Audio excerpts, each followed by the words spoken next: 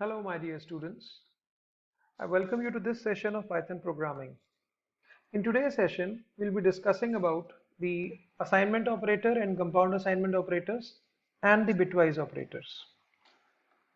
So as you know, assignment operator is used to assign values to variables. It could be a value being assigned to a single variable, or it could be multiple variables being assigned one value in one single statement.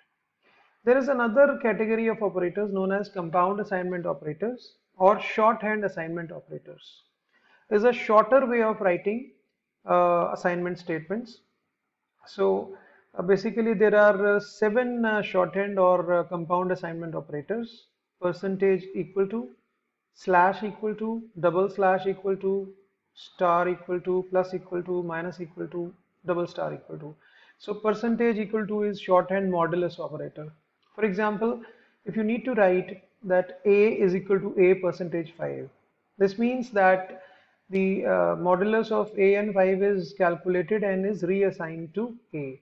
It could be written in a shorter way as A percentage equal to 5, which would mean the same, that is A equal to A percentage 5. Same is there with the rest of the shorthand assignment operators or the compound assignment operators. And all of these operators are at the same level of hierarchy, and so there is no association as such among them. Let me show you the working of these operators. Say for example, if I need to assign the value 5 to A, I should write A is equal to 5. So if I now try to see the value of A, it is 5. Or it could be B equal to C equal to D equal to 55. So if I print B or I print C or I print D, they are the same. Now let us suppose I've got a variable product with a value as 20. If I need to write this, that the new value of product is equal to the old value plus 10. So now if I see the value of product, it is obviously 30. Now this statement here, product equal to product plus 10. Here I have typed this word product twice. So a shorthand way or a compound way of writing it would be product.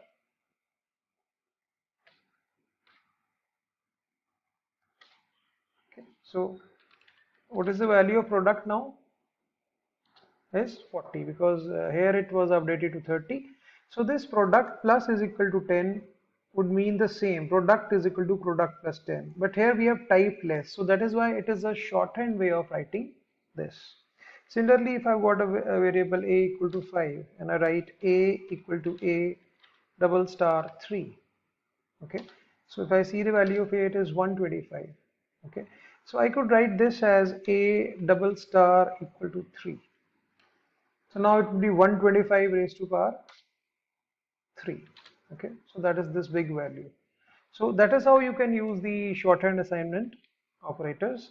And of course, they are useful while you are writing, while you're taking bigger variable names, like in some assignments or in projects, you take meaningful bigger names.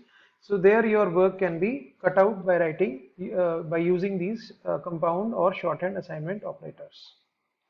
Let us now discuss the bitwise operators. Bitwise operators, as the name suggests, they work with the individual bits. Okay, and bits, as you know, is a acronym made out of the word binary digits. Bits means binary digits. So in total, there are six bitwise operators: ampersand representing bitwise and, a pipe symbol representing bitwise or, a caret symbol indicating bitwise exclusive or, tilde representing bitwise not, two less than signs bitwise left shift, and two greater than sign bitwise right shift. We'll discuss them one by one. So I'll be taking up the examples in detail with you so that you understand these bitwise operators. So let us go to our Python interpreter, and let me start a fresh window of it so that we have a clear screen. And once we get this, we can just start working with it. For example, if I take a variable a with the value as 4. So how it is written in binary? So you can check this out with this bin function. So binary here is 1 0 0. Okay, 0b indicates that it's a binary equivalent, so 1 0 0. Okay, and this bitwise AND, if we see bitwise AND, what it does, it does a bitwise AND. Each bit of the output is 1 if the corresponding bit of X and of Y is 1. Otherwise, it's 0.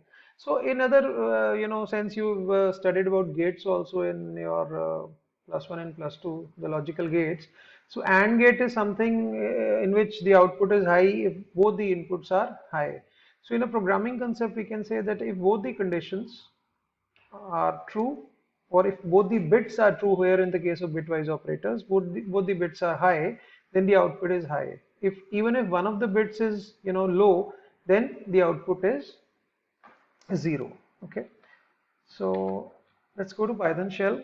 Let's say A as 4 and B as 7. So let's look for their binary equivalence. It would be 1 0 0, and for B would be 1 1 1.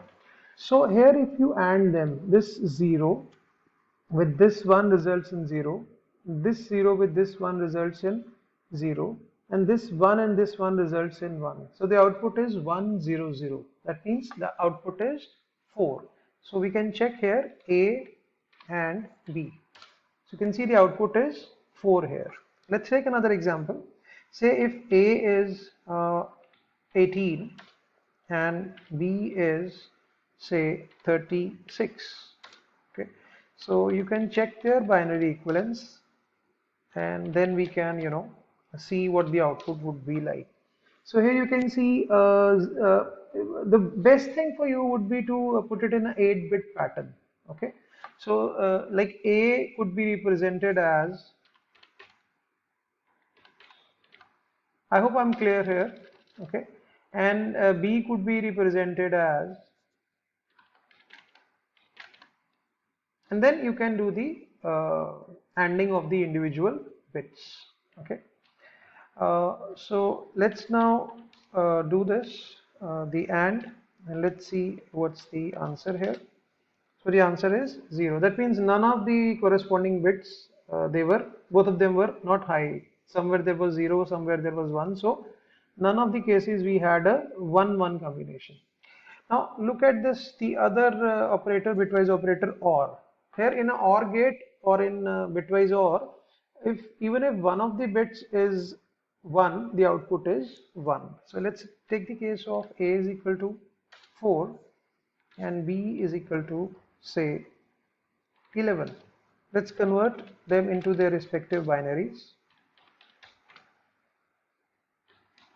Okay, so here you see the output would be, it is 1 0, so 1 1 0 1, so 0 1 1 1, so all ones are there. So the output here would be, all ones would be 15. Okay, so I hope you understand, or how to calculate the conversions from decimal to binary and binary to decimal and decimal to hexadecimal. So if you are aware, then it's a good thing. Otherwise, we can come up with a discussion in my subsequent lectures about how to carry out these conversions. So we have discussed two operators, bitwise AND and bitwise OR, and they are similar to your AND and OR gates in working. And if in AND, if both the bits are high, that means both the bits are 1, then the resultant bit is 1, otherwise it's 0. In bitwise OR, even if one of the bits is 1, then the combination is 1. Okay, so that's all for these bitwise operators. In my next lecture, I'll be discussing the shift operators and the bitwise NOT operator, and I'll also discuss the levels at which they work and their associations. Thank you.